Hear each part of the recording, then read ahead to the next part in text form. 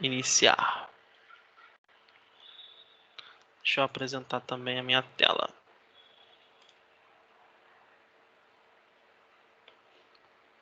Bom,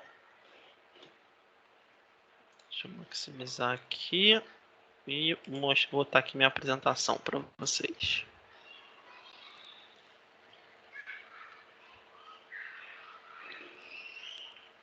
Restaurar, vamos ver se ele abre já o que estava aberto antes.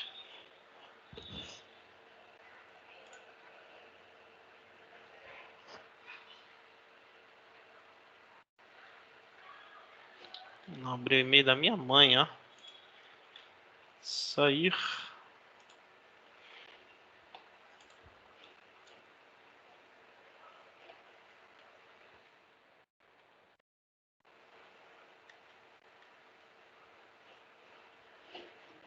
Tem mais uma atividade aqui. Será que alguém... Marcelo tá com dificuldade. Ele tá clicando em ingressar e não tá indo. Estranho. Eu falei com ele agora que eu consegui Você ingressar. Eu conseguiu, tô né? na aula.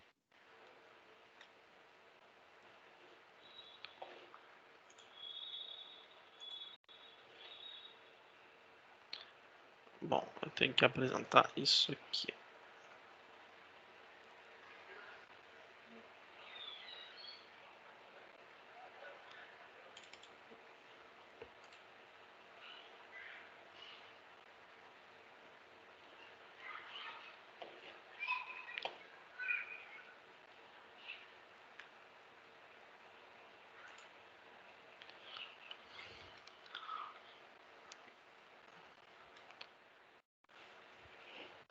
Deixa eu ver se de repente se ele se fechar e abrir de novo, será que ele consegue? Não sei.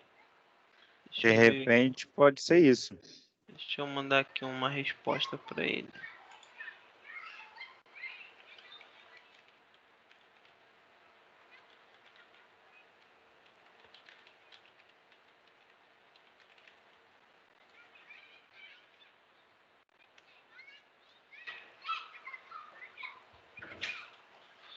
Vamos ver se ele consegue dessa forma.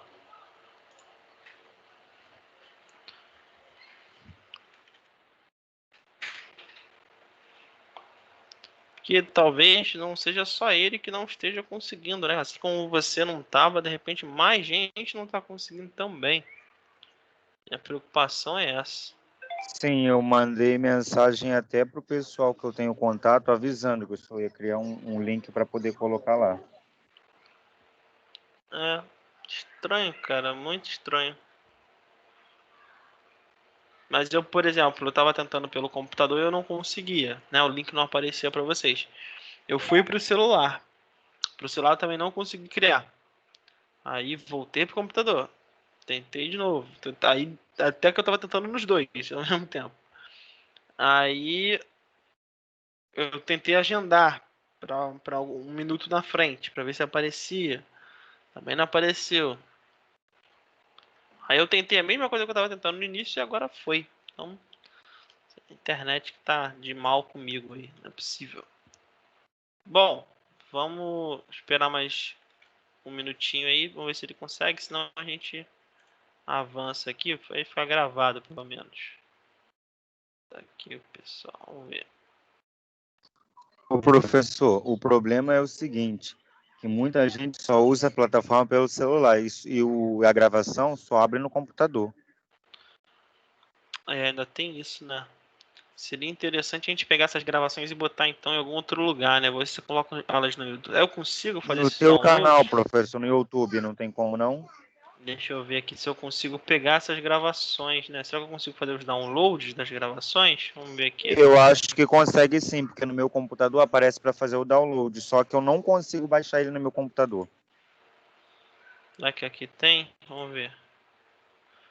Ó, cliquei aqui numa reunião antiga. Ué, essa aqui é... Ah, essa aqui acho que a gente foi aquela que a primeira que a gente não conseguiu gravar. Ó, vamos ver as outras. Aula 05, essa aqui, ó. Vamos ver. Aqui aparece para eu entrar na reunião. Estranho, cara. sei se aparece Tenta procurar diferente da para reunião da vocês. semana passada, Precisa... porque o vídeo ele tem um tempo para poder ficar aí, depois de um tempo ele expira. Ah, sim, vamos ver. Então, vamos ver a aula da semana passada. Fechar. 06, aqui, ó.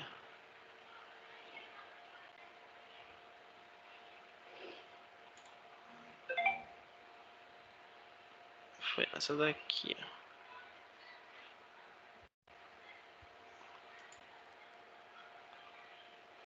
Ah, aqui, ó, o download expirou. Tá aqui, ó, realmente. Acho que teve até um pessoal que tentou fazer, não sei, tá aqui mostrando, né? Vou fazer isso. Assim que acabar a aula de hoje, eu vou fazer o download logo, né? Marcelo colocou nada. Não conseguiu entrar, não.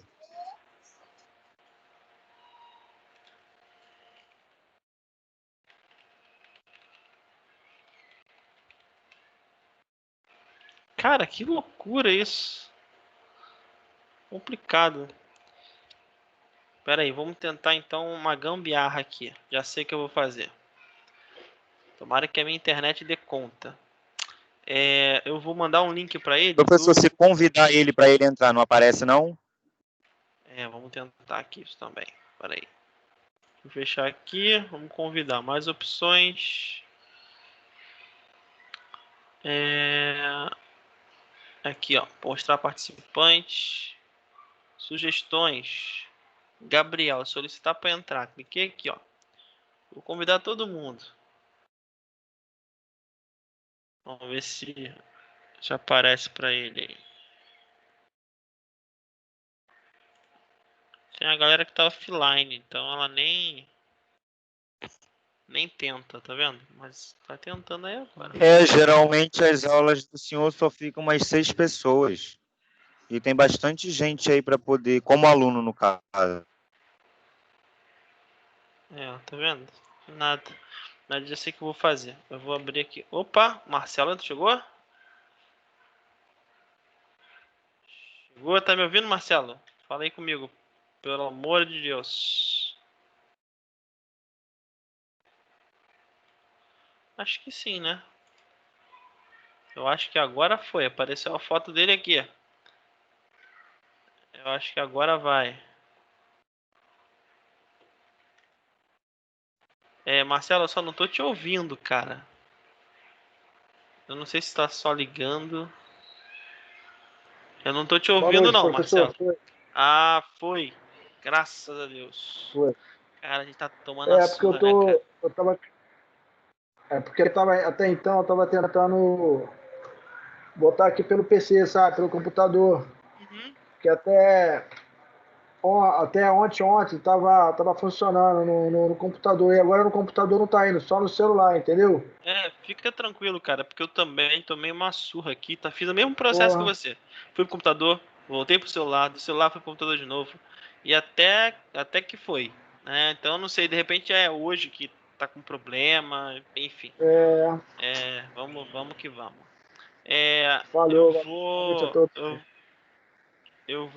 Vou até botar escrito aqui, ó. Se alguém estiver com problemas, me avise. Que aí eu de repente consigo gerar um link aqui. Eu abro também lá no Google Meet. Enfim, a gente faz uma gambiarra aqui para ver se mais pessoas têm acesso. Hoje, o que eu programei para hoje? Hoje ia ser uma aula mais interativa, né? Então minha preocupação é que tem gente que não está, talvez vendo o link, enfim, não sei. Porque a gente ia criar alguns exemplos. Eu coloquei aqui, fiz uma apresentação só com textual, né? Só com conceitos mesmo. E a gente ia buscar esses exemplos e formular esses exemplos juntos. Ia comentar um pouco da prova também, né? Então, vou fazer isso. Eu vou comentar um pouco da prova com vocês, vai ficar gravado, né? O pessoal vai fazer o download. Eu vou tentar fazer o download do vídeo também e botar lá no YouTube para a galera não perder o acesso.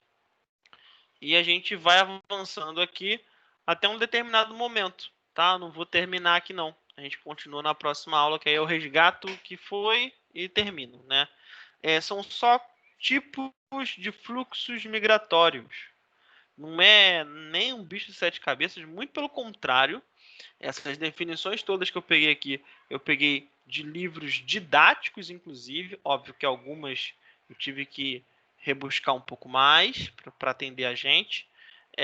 Mas são tipos de fluxos migratórios que já aparecem nos ensinos do ensino médio, tá? Então é só um tipo de classificação. É óbvio que a gente vai ter que aprofundar isso, questionar certas classificações, mas elas são bastante usuais nesse sentido. Então primeiro eu vou comentar a prova, tá? Ver se eu consigo abrir aqui um formulário de prova com vocês para a gente ir falando das 4 questões. Deixa eu ver se eu consigo abrir aqui, ó. Cadê? Vou abrir aqui atividades.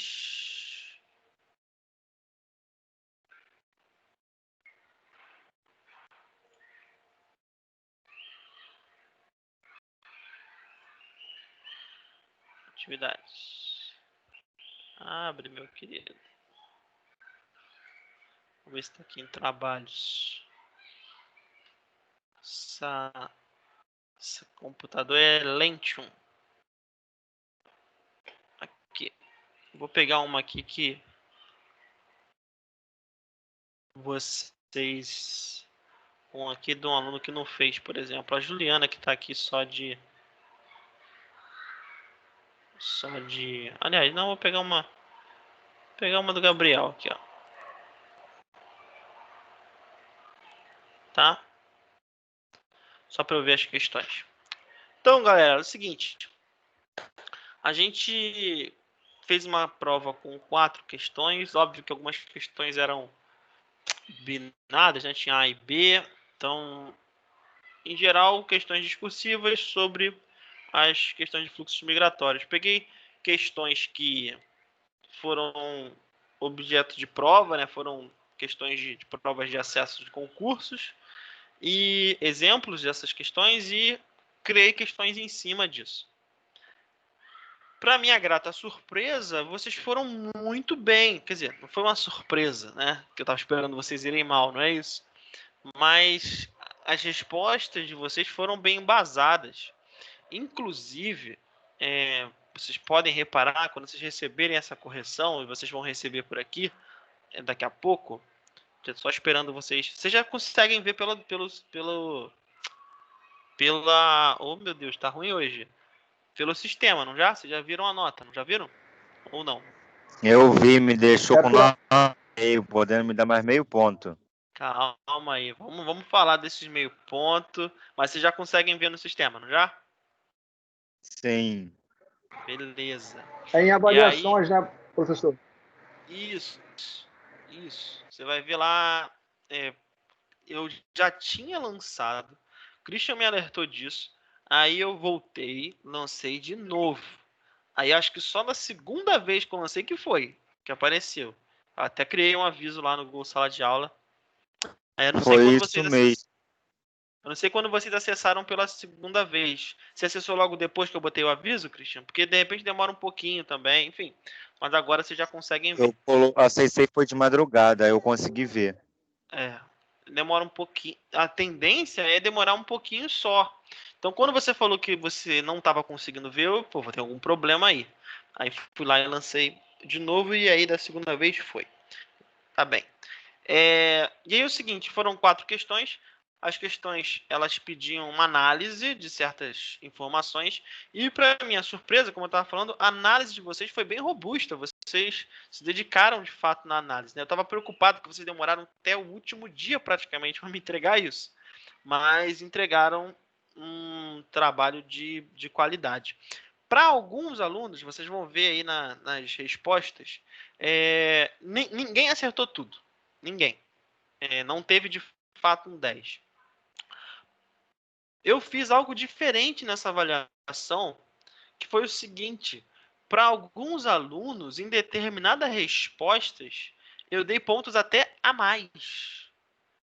Quando eu vi que a resposta estava ela ia além do que eu pedi, que a explicação foi de maneira ampla, que não só respondeu o que eu pedi, mas agregou informações, eu até, por vezes, lancei pontos a mais. Então, vocês quando receberem a correção, vocês vão ver que vai ter questão que, por exemplo, a questão valia 30 e eu dei 35 pontos.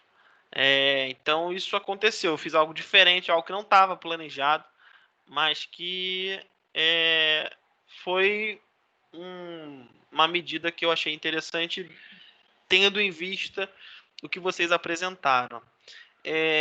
As questões 1, 2, né, essa aqui, a questão 2, análise da pirâmide, e a questão 4, vocês foram muito bem. O problema de vocês estava na questão 3. Nessa questão 3 aqui, foi a questão que foi calcanhar de Aquiles de vocês. Eu tive uma única aluna, que acertou a questão parcialmente, e aí o restante de vocês errou. A questão dizia o seguinte, era uma frase de um livro do Dan Brown, ele que escreveu o Código da Vinci, e dizia assim, a população da Terra levou milhares de anos, desde a aurora da humanidade até o início do século XIX, para atingir 1 bilhão de pessoas. Então, de forma estarrecedora, precisou apenas de uns 100 anos para duplicar e chegar a 2 bilhões de pessoas na década de 1920. Depois disso, em menos de 50 anos, a população tornou a duplicar e chegar a 4 bilhões na década de 70. Como a senhora pode imaginar, muito em breve chegaremos a 8 bilhões. Pense nas implicações. Espécies animais estão entrando em extinção num ritmo aceleradíssimo. A demanda por recursos naturais está cada vez mais escassa e é astronômica. É cada vez mais difícil encontrar água potável.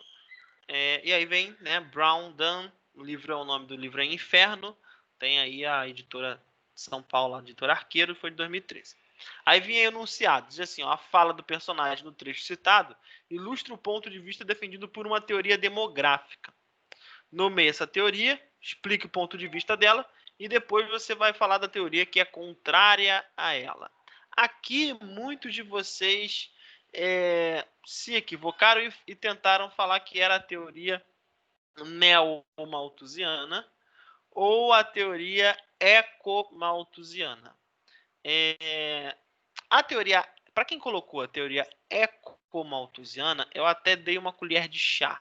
Eu dei alguns pontos aí, porque o exemplo que foi dado aí remete a questões ambientais. Ele não fala só de questões ambientais, mas como ele citou algumas questões ambientais, quem foi pela teoria eco-malthusiana, eu até atribuí alguns pontos. Mas o correto aqui é falar de teoria malthusiana, aquela primeira lá, em que o número do crescimento de habitantes e o crescimento de recursos, eles estão desproporcionais. E a teoria contrária à teoria malthusiana é justamente a teoria que está apresentada na questão de baixo. A teoria de transição demográfica. Essa aqui, ó. Então, só uma aluna acertou. Aí eu dei os pontos para ela, obviamente. Mas eu tentei aproveitar aqui quem colocou a eco-malthusiana, ou quem colocou a teoria malthusiana como sendo a teoria abordada. Enfim, eu tentei aproveitar o máximo de pontos possíveis. Mas, em geral, vocês todos foram muito bem. O que, para mim, foi muito bom. Não foi um alívio, porque eu não estava preocupado. Realmente achei que vocês iam se sair bem. Mas gostei da maneira como vocês responderam, do encadeamento das respostas. Acho que essa possibilidade de dar mais tempo para vocês fazerem a prova teve esse impacto, teve esse resultado, né? Tomara que a próxima também seja assim, tá bom? Então vocês vão ver depois, quando vocês receberem as notas, que por vezes eu coloquei em algumas respostas que eu achei que vocês foram muito bem naquela resposta, eu coloquei 5 pontinhos a mais, 10 pontinhos a mais. Nada, eu não fiz isso para muita gente não, tá? Nem em muitas questões não. Foi só em casos específicos, tá? Casos pontuais, tá bom? Bom, Dito isso, encerrados os comentários da prova aí, vamos aqui para os nossos fluxos migratórios. Deixa eu apresentar aqui para ficar grande. Aqui, ó. Vamos ver se fica melhor de ver. Espera aí. Apresentar. Vamos ver. Vocês estão vendo grande aí? Bonitinho? Certinho ou não? Sim. Então, como eu falei, a ideia aqui é a gente criar os exemplos juntos, a gente construir esses exemplos para fazer. Por isso que eu até não mandei isso para vocês. Eu deixei aqui para a gente colocar, inserir os exemplos e depois eu mandar a apostila, né, com tudo pronto, com tudo junto. Vamos construir isso então na aula de hoje. Na próxima aula a gente fecha essa apostila e eu envio para vocês. Os fluxos migratórios, nós já vimos, né, já conversamos sobre isso, são amplos, diversos, né? Tem uma série de possibilidades para que eles aconteçam. A classificação deles vai ser difícil, então, se a gente partir de um pressuposto de que cada fluxo ele vai ter uma motivação diferente, depende do migrante, né? A gente até levantou esse questionamento na aula passada, né? Até que ponto vale a gente generalizar esses movimentos? Até que ponto também se torna inviável a gente trabalhar cada fluxo de maneira independente. Então a gente precisa achar um meio termo nessas aproximações, um meio termo nessas abordagens. Aqui, obviamente, como é uma tipografia, são tipos específicos de fluxos migratórios, a gente está tentando então encontrar e pensar semelhanças entre esses fluxos para criar essa tipografia. Coloquei aqui o conceito de migração, esse vocês já sabiam. E aí eu vim para a primeira maneira de eu diferenciar, né? A primeira maneira de eu classificar migração. Eu posso classificar se ela é uma migração externa ou uma migração interna. É uma classificação simples, né?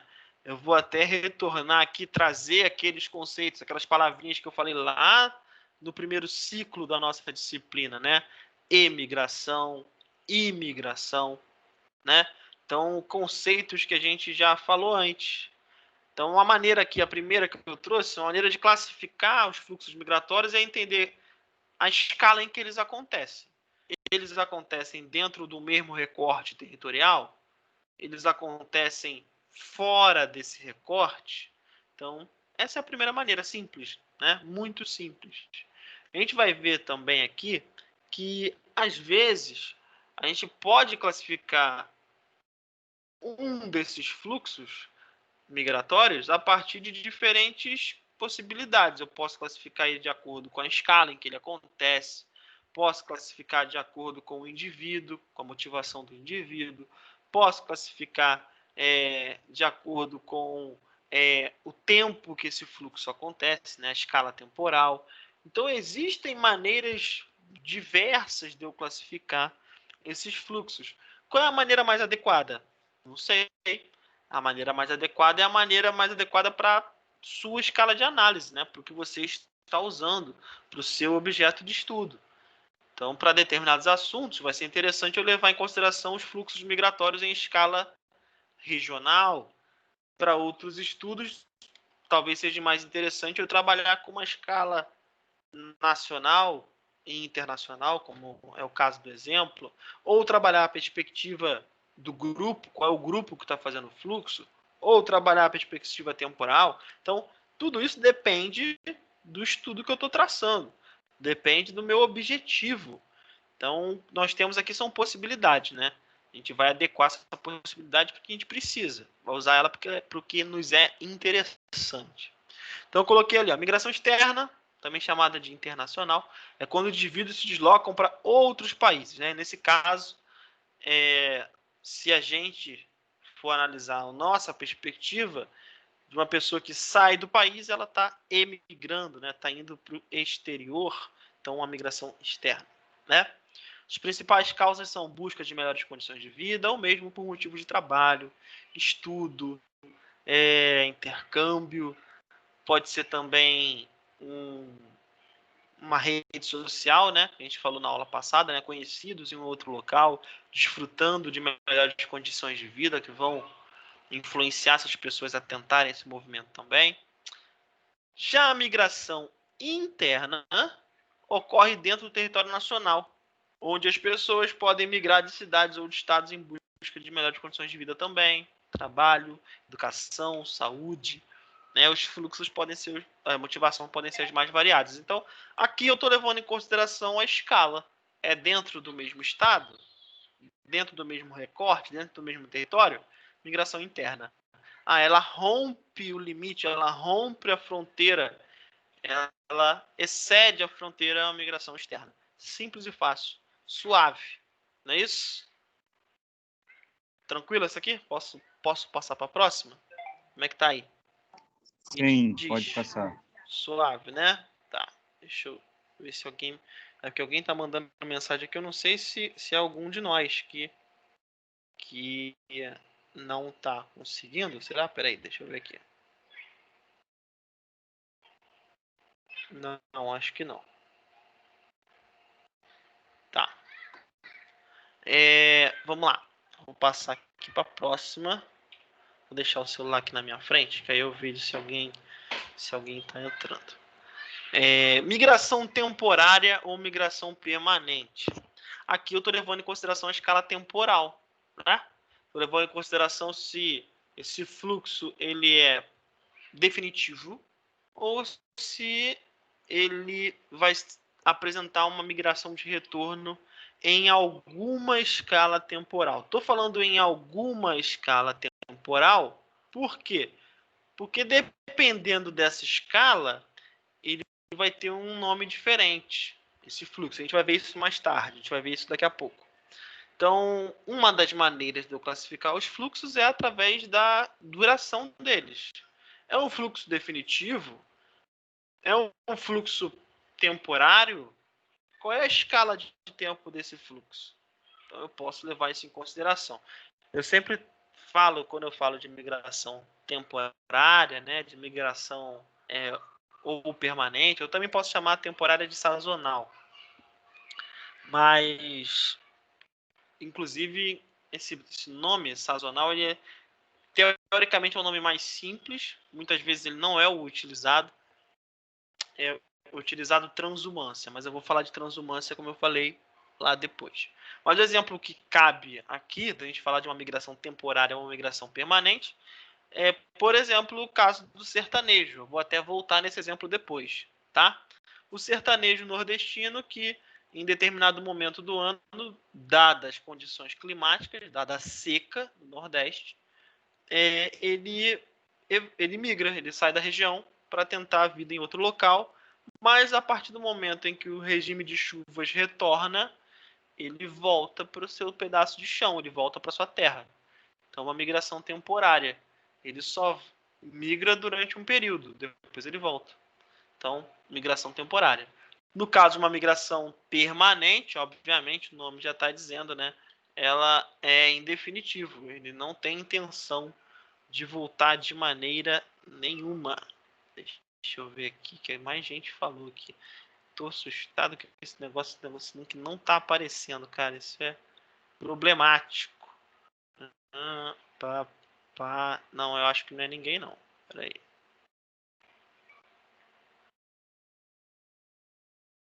Não é ninguém, não.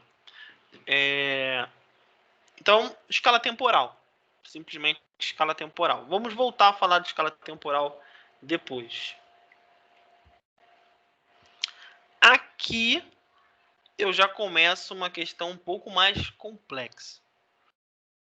Também posso classificar esses fluxos de acordo com a espontaneidade, ou seja, com a motivação, na verdade, né? Qual é a motivação do fluxo? Qual é a origem do fluxo? O que levou esse indivíduo a migrar? Foi uma decisão espontânea? Foi uma decisão por livre-arbítrio e que foi tomada de maneira calculada, pensada? E aí, quando eu falo calculada, pensada, estou falando de planejamento. Isso foi planejado previamente? Ou essa migração se deu a partir de um determinado evento que colocou a vida desse indivíduo, a vida da família dele em risco? Então, eu posso classificar também de acordo com a espontaneidade ou com o motivo de força maior. Nesse caso, eu tenho aí os refugiados, no caso da migração forçada, né? Esse termo refugiados, essa nomenclatura, a maneira como eles são tratados em diferentes locais da Terra, a origem desses refugiados, né?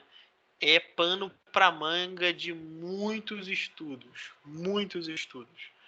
É inclusive uma questão muito recorrente, uma questão muito importante na atualidade. Eu falei isso para vocês. A questão dos refugiados, junto com a questão ambiental, do ponto de vista da geografia, talvez sejam os dois principais assuntos do momento, vamos dizer assim. Então, a questão dos refugiados, para nós, ela não é um problema. Não é uma questão tão preponderante. Mas, para outros locais, eu já falei, né? A Professor, ONU... Fala aí, Christian. pelo fato deles correrem risco de vida nos próprios países de origem, no caso. Isso, exatamente. É aquela situação onde ou esse indivíduo migra, ou ele promove o fluxo migratório, ou a vida dele está ameaçada, a vida dele ou da família dele. Seja por causa de uma questão ambiental, tá? Pode ser, por exemplo, entrou em erupção um determinado vulcão. Esse exemplo é muito drástico, Daniel. Muda um terremoto, por exemplo. Um terremoto que acabou com qualquer condição de sobrevivência na área. Pode acontecer. O Haiti está aí como exemplo, né? Casos no Haiti, por exemplo. Um vulcão, vou voltar no vulcão. O vulcão entrou em erupção e o clima da região, o microclima da região foi alterado durante alguns meses e fez com que as plantações ficassem cheias de fuligem, comprometeu a produção agrícola de uma aldeia. Eles estão sem alimento. Se esse cara precisar migrar para procurar alimentos, se a única opção que ele tem é uma migração forçada. No entanto, na nossa realidade, na atualidade, esses fluxos vão acontecer de maneira muito mais intensa e numerosa por questões sociais, por questões culturais, por questões antrópicas. Nós, seres humanos, indivíduos, grupos, nós promovemos muitas vezes essa situação de um determinado grupo ou indivíduo ter que migrar, porque senão ele está com a vida ameaçada. Perseguição política, guerra civil, massacre étnico. Então, são algumas das possibilidades. Né? No caso da Síria, por exemplo, é uma guerra civil, com forte participação lá do grupo terrorista lá, o Estado Islâmico, então, que atuou, né, de maneira intensa, agora já não atua mais de maneira tão intensa, mas já foi uma força bastante relevante dentro da Síria, promoveu uma série de migrações forçadas, né, uma série de refugiados teve que buscar outra sorte em outros territórios por causa da ação do Estado Islâmico. No continente africano, o Boko Haram faz esse tipo de prática também. Ou seja, essa realidade, a realidade dos refugiados, ela é uma realidade que nem sempre vem à tona, mas ela está muito presente, tá? Seja para as áreas de onde eles saíram, seja, sobretudo, para as áreas onde eles chegam. Então, tem muito estudo aqui. Aqui tem campo de estudo aí, se vocês... Fala, pode falar. Até essa questão da prova mesmo, né? Se eu estiver errado, o senhor me corrija, ela acaba dividindo aí entre espontânea e forçada, né? Sim. Da Venezuela, né? Porque a difícil, fome, né? Né? A necessidade, né? Enfim, até o próprio também conflito, né? Porque lá também, né? É um regime autoritário, né? É difícil a gente classificar, né? O exemplo que você citou é um exemplo difícil. É uma migração espontânea, porque foi planejada a vinda de várias famílias para o Brasil. Isso provavelmente já estava na cabeça de muita gente, né? Dadas condições, né, que se apresentavam na Venezuela a longo prazo, né? Então, certamente, muitas pessoas já tinham decidido buscar melhor sorte em outro país. Isso é um fato. Mas quantos decidiram isso de última hora, né? Ó, acabou acesso à comida, acabou acesso, não tem como, não estou recebendo assistência estatal, é isso, ou muda ou morro de fome. Pode ter acontecido. Então, parte do fluxo foi espontâneo, parte do fluxo foi forçado. Como é que eu coloco tudo isso no mesmo saco? É difícil, muito difícil. Mas a gente tem que ir tentando. Mas é justamente isso aí que você falou. É difícil olhar, né? Classificar com 100% de acurácia, né? Com 100% de assertividade um fluxo como uma categoria ou outra. A gente está buscando aqui coisas que nos facilitem, né? Mas, como eu falei, é diverso demais, é complexo demais. Bom, aqui temos eu estava falando do refugiado, deixa eu até voltar aqui. Tem vou dar uma sugestão para vocês de algo que eu não vi, tá? Que eu quero ver. Tem uma série do Netflix que tá para estrear. Tô atrás dela porque acho que ela não chegou no Brasil ainda. Porque o título dela tá em inglês, que é Immigration Nation. Ela vai falar sobre processos de imigração, ela vai acompanhar processos de imigração, sobretudo na fronteira entre o México e os Estados Unidos.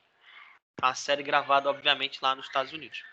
Então vai trazer à tona a realidade desses indivíduos que tentam promover esse fluxo aí. Não é um caso de refugiados, aí sim eu tenho casos de migrações espontâneas, em sua larga maioria, né, de repente, né, pode ter um caso ou outro, não sabemos, mas em sua ampla maioria de migrações espontâneas. Immigration Nation. Será que eu consigo mostrar aqui? Acho que eu consigo, né? Peraí. Ó, Immigration Nation. Ô, professor. Ó, aqui, ó. São 6 episódios só. Eu ainda não vi, tá? Eu não sei se está disponível para nós aqui do Brasil. Será que tá?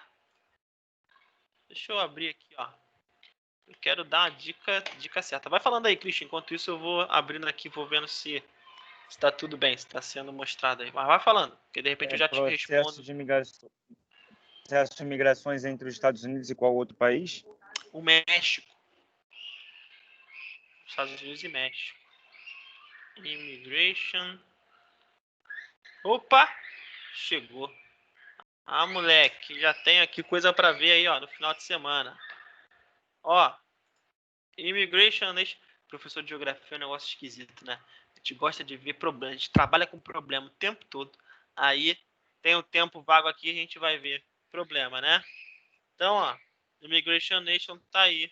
Com histórias emocionantes de imigrantes reais. Essa série documental lança um olhar sobre o Departamento de Imigração e Alfândega dos Estados Unidos, né? Então, temos aí, obviamente, uma perspectiva, imagino, eu não vi, mas imagino que a perspectiva seja, de fato, americana, né, do problema. Aqui do outro lado tem uma realidade não documentada. Isso aqui eu também ainda não vi, recebi uma indicação também, que trata também de imigrantes ilegais nos Estados Unidos também. Então as duas séries que estão aparecendo aqui, tanto Immigration Nation quanto Realidade Não Documentada, falam de questões migratórias, né?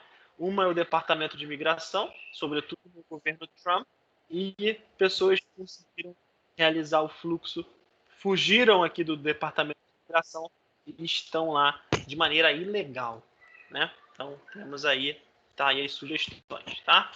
Vou voltar para cá, cadê? Apresentar. Então, tá aí a primeira indicação. A segunda indicação... Professor, Fala, Christian. Tem a segunda indicação também. nessa questão dos refugiados, a Uhum. ONU criou também chamado Acnur, Alto Comissariado das Nações Unidas para Refugiados. O que foi isso? Então, a ONU, como é que a ONU trabalha? E aí, Se eu te explicar isso, você vai entender como funciona a ideia da Acnur. A ONU, ela é uma instituição, né, com 190 e tantos países, 192, acho, dos 196. E ela trabalha com departamentos, ela trabalha com eixos. Então, por exemplo, você já deve ter ouvido falar da Unicef, que é o braço da ONU para trabalhar a questão da educação e da infância. A Unicef é um braço da ONU, é uma agência da ONU. Então, a ONU, para cada tema, ela cria uma agência diferente. É assim com a ONU Mulher, por exemplo, que trabalha questões de gênero, né? E a Acnur é a agência criada para trabalhar questões associadas a refugiados, né? Fluxos de refugiados. Então, por exemplo, o Brasil era um país até onde pelo menos até 2017, que foi a última vez que eu falei sobre isso. A gente não vai falar disso futuramente, mas a Acnur tinha no Brasil um dos países que era, vamos dizer assim, amigável ao refugiado, né? Ele era um país que recebia refugiados, né? Estava entre países que recebiam de maneira hospitaleira, né? Refugiados. Não é o país que mais recebe, não está nem entre os 10 que mais recebem, mas éramos amigáveis a essa vinda. É óbvio que isso é uma questão de governo, né? Se o governo muda, você pode ter uma outra política migratória. A gente já percebeu essa mudança, por exemplo, do governo do Obama para o governo Trump. Os Estados Unidos sempre teve uma política migratória bastante restritiva. Só que essa restrição aumentou bastante no governo Trump, por exemplo. Então, né, isso varia não só de país, mas do governo que está no poder naquele país. Então, né? Mas a Acnur, então, é essa agência da ONU, esse braço da ONU, essa vertente da ONU que trabalha questões dos refugiados. Ela tenta trazer certa qualidade de vida e equidade para essas situações. Então, ela vai tentar estipular qual é o procedimento básico para que os refugiados sejam recebidos, o que o país pode ou não pode fazer com o refugiado, né? Quais são as medidas legais que um país receptor tem que ter, né? Senão ele vai sofrer retaliações da ONU. Então, é uma agência que vai tentar criar um consenso. A ONU trabalha com consensos, né? O maior exemplo disso é a Carta de Direitos Humanos, né? A Carta de Direitos Humanos, eu sempre brinco com isso, né? Os direitos humanos, se chegar um alienígena aqui na Terra e pedir algo que nos represente, a Carta de Direitos Humanos da ONU é o documento que tem o maior consenso na Terra. É a carta que tem é o documento que mais pessoas concordam, ou teoricamente mais pessoas concordam, né? Que mais países foram lá e disseram, eu concordo com isso aqui, né? Então a ONU vai trabalhar com esses consensos, tá? Isso não quer dizer que todos os países filiados à ONU vão cumprir esses consensos. São coisas diferentes, né? Então, não sei se eu te respondi. Te respondi? A gente vai voltar a falar ainda Sim. dessas. Vamos falar daqui, não vamos falar da postura do Brasil no recebimento desses né, refugiados. A gente vai voltar a falar disso, tá? Então, migração espontânea ou migração forçada, a gente já passou por isso.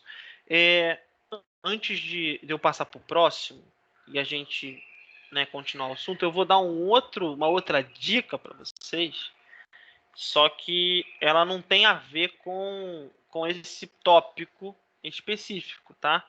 Como eu citei lá o exemplo da Immigration Nation e né, do Realidade Não Documentada, séries do Netflix, tem uma outra série, também curtinha. Eu não gosto de ver série grande, porque não dá tempo, né? A gente se perde. Minha esposa que gosta de Grey's Anatomy, que é aquela série gigantesca, tem 30 milhões de temporadas, mas eu gosto de coisa mais fechadinha. A HBO fez uma série chamada Pátria, que ela fala sobre o movimento separatista na Espanha, País Basco. né, e o grupo ETA. Então, vale a pena também.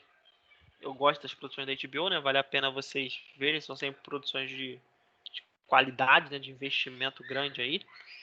E vai trazer esse assunto, que muitas vezes é um assunto que a gente trabalha em sala de aula quando fala de conflitos e processos separatistas. Então, fica aí a dica para você. Não tem a ver com a nossa disciplina, mas anota aí no teu caderninho de dicas aí pra gente ver depois, tá? Eu só vi o primeiro episódio. Ainda não saíram, pelo menos eu não tenho acesso aos outros aqui, mas é a galerinha da internet aí que rapidinho consegue baixar isso aí, né? Seguindo aqui. Migração intra-regional ou interregional. Aí entra uma confusão muito comum da parte de vocês. Às vezes eu também tenho que parar um pouquinho para pensar antes de responder aqui, tá?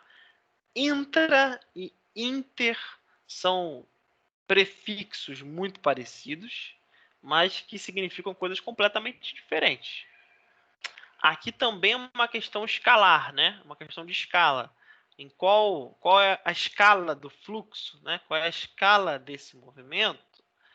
Então, no caso da migração intra-regional, é aquela que o indivíduo está se movendo dentro do mesmo recorte, tá? Agora, quando eu falo de interregional, ele está indo de um país para outro.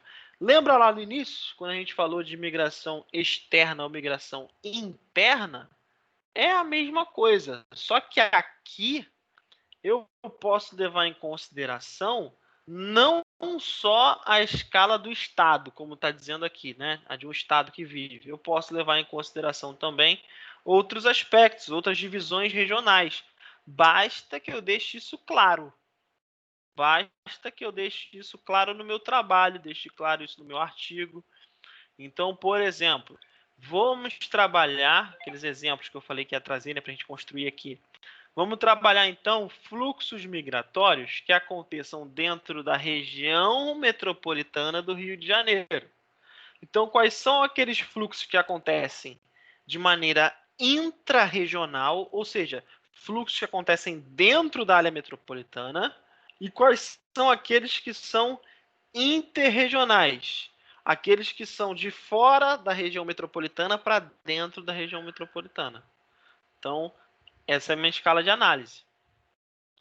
Quero trabalhar, por exemplo, o fluxo pendular. A gente vai falar também de migração pendular já já. O fluxo pendular entre Niterói e Rio de Janeiro, né? Aquele fluxo de pessoas que saem de Niterói, vêm para o Rio de Janeiro buscar, né? Ou trabalham aqui, produzem seus serviços, enfim, vêm para o Rio de Janeiro na parte da manhã, retornam para suas residências na parte da noite. Isso é um fluxo que está acontecendo de maneira intra-regional, está dentro da região metropolitana. Não é o único fluxo que acontece, né? O Rio de Janeiro não recebe só gente de Niterói. Ele pode receber gente de outros municípios. Então vamos supor que no meu estudo seja importante eu separar isso. Isso aqui são fluxos intrarregionais. Esses aqui não, são interregionais. Esses aqui vêm de fora do meu arcabouço, né? Da minha área de análise. Esse fluxo aqui vem de outros municípios. Veio de Cachoeira de Macacu, vem de, sei lá, Vassouras. Então, é um fluxo interregional. No caso aqui do estudo hipotético, ele não nos interessa, tá? Então, pode ser que no teu estudo seja importante você separar isso. Então, existe essa possibilidade, né? Existe você determinar a sua área, determinar o seu recorte de estudo. Isso para a geografia é deveras importante, a coisa mais importante. Para nós, a escala de análise é sempre importante. Então, quando a gente escolhe lá aquele conceito básico que a gente vai trabalhar, se é o território, se é a região, se é o lugar, se é a paisagem, a gente, no final, também está escolhendo a escala com que isso está acontecendo, né? Eu quero estudar fluxos migratórios. Você quer estudar fluxos migratórios aonde, José? Aonde você quer estudar fluxos migratórios? O aonde para nós é muito importante. O aonde para nós é fundamental. É no estado do Rio de Janeiro. Beleza, determinei então esse recorte. Estou trabalhando fluxos migratórios no estado do Rio de Janeiro. Você está trabalhando fluxos intra-regionais ou interregionais? Ou os dois? Estou trabalhando fluxos dentro do estado do Rio de Janeiro. Estou trabalhando fluxos de outras pessoas que vêm para o estado do Rio de Janeiro. Qual é a ideia? São os dois até que eu estou estudando? Pode ser.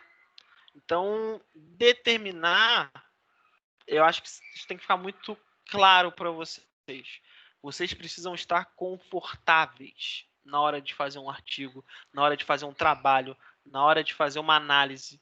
Vocês têm que adaptar as ferramentas ao seu favor. Façam isso. Então, adaptem. A geografia é uma ciência que oferece esse recurso para vocês. Oferece essas possibilidades. Eu tenho que falar de todos os fluxos migratórios? É lógico que não. Nenhuma ciência dá conta disso.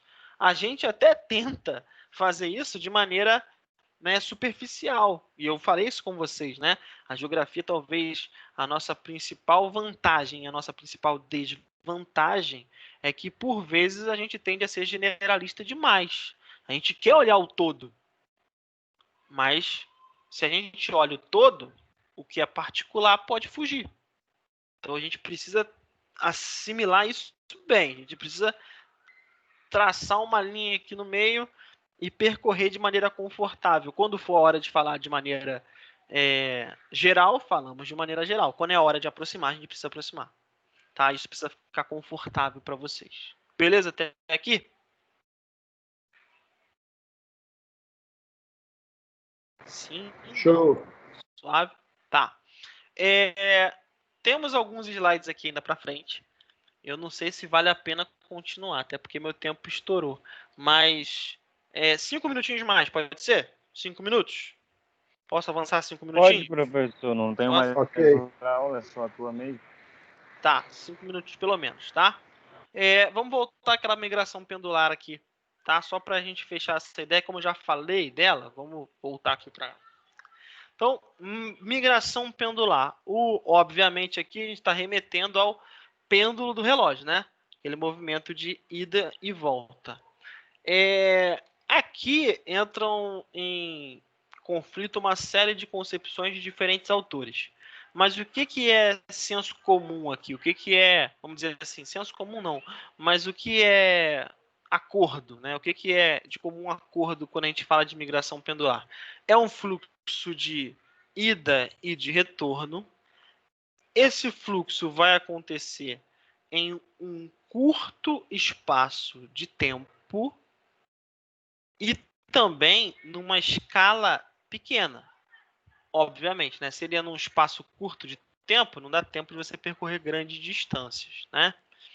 Alguns vão falar que ele tem que ser uma migração que aconteça, um fluxo migratório que aconteça no tempo de um dia. A ida e o retorno tem que ser num período de 24 horas. Eu já acho que a gente definir dessa forma é fechar demais, né? É a gente tornar esse conceito menos aplicável. Então, vamos trabalhar com uma ideia de um tempo curto. É aquele fluxo pendular de ida e de retorno que acontece em curtos períodos de tempo e que acontecem também, muitas vezes, em curta escala, né, territorial. Alguns autores vão tornar ele até mais específico. Vão dizer o seguinte, olha, a migração pendular é um fenômeno que acontece em áreas metropolitanas. Então, a migração pendular é aquele fluxo que a gente dá o nome dos municípios da região metropolitana para a metrópole. E de retorno no final do dia, da metrópole para os municípios da região metropolitana. Então, o caso que eu falei aqui, o exemplo que eu citei antes, de Niterói e Rio de Janeiro, é um caso dentro da região metropolitana do Rio de Janeiro, né? Então, se encaixa muito bem. Ao falar de migração pendular, a gente não pode desassociar esse processo migratório a alguns problemas urbanos. Eu não sei se vocês já tiveram geografia urbana. Vocês já tiveram geografia urbana ou não? Não. Não. Eu já. Já, né? Geografia urbana, determinada parte da matéria vai trabalhar com, obviamente, problemas urbanos, né? Inclusive, talvez seja a principal parte de geografia urbana a gente atacar os problemas urbanos a partir do planejamento, a partir do planejamento urbano, né? Essa migração pendular, ela proporciona problemas urbanos, problemas de mobilidade, de saneamento, de educação, saúde, moradia, não, né? Mas eu posso falar de processos de favelização em áreas periféricas. Então, esse fluxo diário de pessoas de outras localidades para a metrópolis faz com que a metrópole precise dar conta dessas pessoas. A metrópole não tem que dar conta, então, somente dos seus habitantes, mas ela tem que dar conta também do um fluxo enorme de indivíduos que vêm de outros municípios, passar o dia na metrópole e retornar para esses municípios no final do dia. Então, percebam como um assunto puxa o outro, né? Então, migração pendular remete a questões de geografia urbana de maneira muito, muito direta, né? Não sei se vocês já estão familiarizados com o termo macrocefalia urbana, né? Então, macrocefalia urbana, quando chegar lá em geografia urbana, você vai abordar um pouco mais sobre isso. Mas macrocefalia urbana, vamos supor assim, eu faço sempre uma assimilação com uma doença, tá? A macrocefalia urbana é uma doença que a cidade apresenta. É aquela doença em que a cidade está doente. Por que a cidade está doente? Porque ela não tem a infraestrutura necessária para a quantidade de pessoas que usufruem dela. E essa doença tem alguns sintomas. Problemas de mobilidade são o primeiro sintoma que essa doença vai apresentar, né? Problemas de mobilidade, de moradia, né? Aqueles problemas que eu acabei de falar. Problemas, inclusive, que nós estamos absolutamente acostumados. Porque adivinha, a cidade do Rio de Janeiro se encontra nessa situação. Ela está em macrocefalia urbana. Ela não fez o planejamento urbano prévio para dar conta da quantidade de habitantes que ela tem hoje. Então, ela Professor, está correndo atrás. Fala aí, Cristian. no caso que o senhor falou desses problemas que a gente está enfrentando hoje, a poluição do ar, do lixo, da água, essas coisas? Também.